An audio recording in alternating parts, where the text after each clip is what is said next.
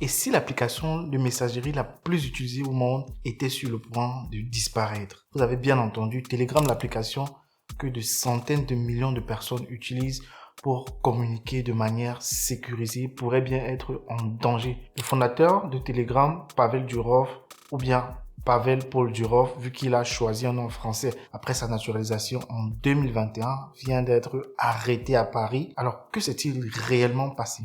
Est-ce que cela pourrait signifier tout simplement la fin de Telegram, du moins la fin de Telegram tel qu'on le connaît aujourd'hui? Pour ceux qui ne savent pas encore, Telegram est une application de messagerie qui a été lancée en 2013 par deux frères russes, Pavel et Nikolai Durov. Leur objectif était de créer une application à la fois rapide, mais également sécurisée et surtout respectueuse de la vie privée de ses utilisateurs. Alors, l'application qui possède aujourd'hui un peu près d'1 milliard d'utilisateurs dans le monde a pris une place importante dans notre vie numérique, que ce soit pour discuter en privé, pour rejoindre des groupes de discussion massifs ou pour suivre l'actualité à travers les différentes chaînes d'information qui existent aujourd'hui sur la plateforme. Alors, Telegram a su conquérir des millions d'utilisateurs comme ça de partout à travers le monde. Mais Telegram, c'est bien plus qu'une simple application. C'est une véritable philosophie de protection de la vie privée. C'est tout simplement le réseau social le plus sécurisé qui existe aujourd'hui. C'est d'ailleurs ce qui alimente toutes les critiques et les pressions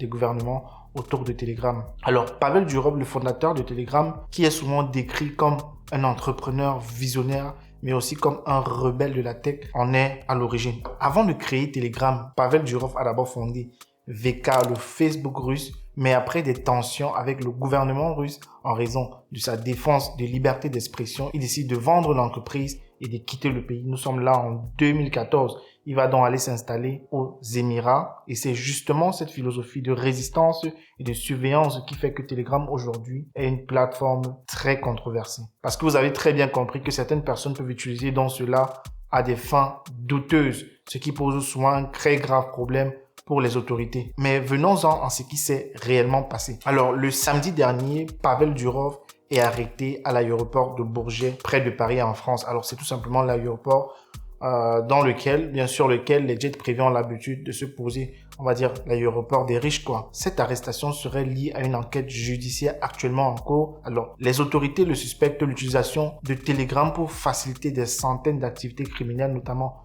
le blanchissement d'argent et d'autres infractions. Alors, on sait qu'il y a notamment de la pédocriminalité, du trafic de drogue, bref, les bandes, escroqueries en bande organisée, ou bien encore, c'est la plateforme privilégiée des terroristes. Alors, Pavel Durov et Telegram ont souvent refusé de se conformer aux lois qui obligent les plateformes à collaborer avec les gouvernements pour traquer certaines activités, notamment certaines personnes. Alors, l'arrestation de Pavel Durov a suscité un grand témoin, notamment sur les réseaux sociaux, avec des hashtags comme FreePavel qui ont rapidement émergé, des différentes figures influentes comme Elon Musk qui a fait plusieurs tweets pour notamment inciter à ce que la liberté d'expression soit respectée avec des hashtags comme FreePavel. Il y a également ce tweet-ci dans lequel il exprime le fait que la liberté d'expression est aujourd'hui plus menacée que jamais. Emmanuel Macron a d'ailleurs pris la parole aujourd'hui sur X, particulièrement en anglais cette fois-ci. Il a posté un tweet dans lequel il déclare: alors, vu des fausses informations concernant la France suite à l'arrestation de Pavel Durov, la France est profondément attachée à la liberté d'expression et à la communication,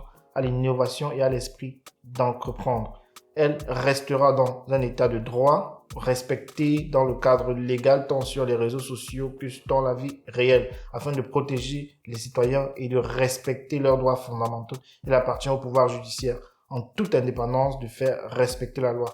L'arrestation du président de Telegram sur le sol français a eu lieu dans le cadre d'une enquête judiciaire en cours. Il ne s'agit en aucun cas d'une décision politique. Il appartient au juge de statuer sur la question. Ce tweet a été également critiqué par Nassim Nicolas Taleb. Pour ceux qui le connaissent, c'est l'un des plus grands penseurs libres d'ailleurs de sa génération. C'est un ancien trader et un docteur en statistique qui tweet ceci: Every word he wrote must be interpreted in the reverse. Ce qui signifie que chaque mot écrit par la personne en question doit être compris de manière opposée à son sens apparent. Cela suggère que les écrits de cette personne sont trompeurs ou manipulateurs et qu'ils ne doivent pas être pris au pied de la lettre, mais plutôt comme leur exact inverse de ce qu'ils prétendent signifier. Alors, le terme orwellien fait référence à l'univers décrit par George Orwell dans son roman de 1984 où les autorités manipulent constamment le langage et la vérité pour contrôler la population. Alors la grande question maintenant de savoir qu'est-ce que cela signifie réellement pour Telegram.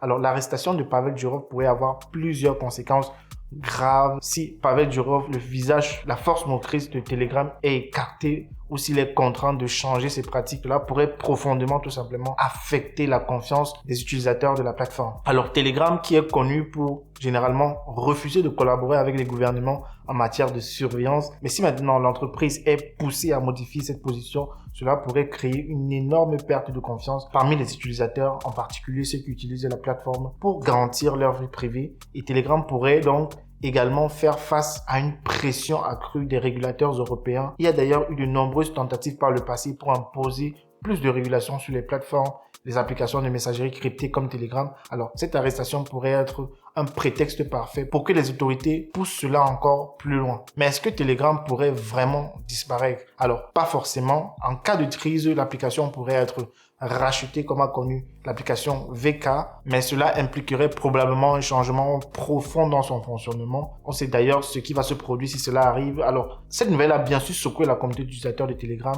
sur les réseaux sociaux. On voit déjà de milliers de réactions entre inquiétude, colère, soutien à Pavel Durov, et certains se demandent même si d'autres plateformes comme Signal ou WhatsApp ne vont pas profiter de cette situation pour attirer davantage d'utilisateurs. Certains pensent que Telegram pourrait sortir encore plus fort de cette crise, tandis que d'autres estiment que c'est le début d'une série de pressions qui finiront par forcer l'application à céder la crypto-monnaie de Telegram. Et au passage, j'ai une annonce spéciale. Je fais des vidéos comme ça depuis plusieurs années maintenant et j'ai acquis avec le temps une expérience que je pense qu'elle peut profiter à bon nombre dans la communauté qui souhaite se lancer dans la création de contenu.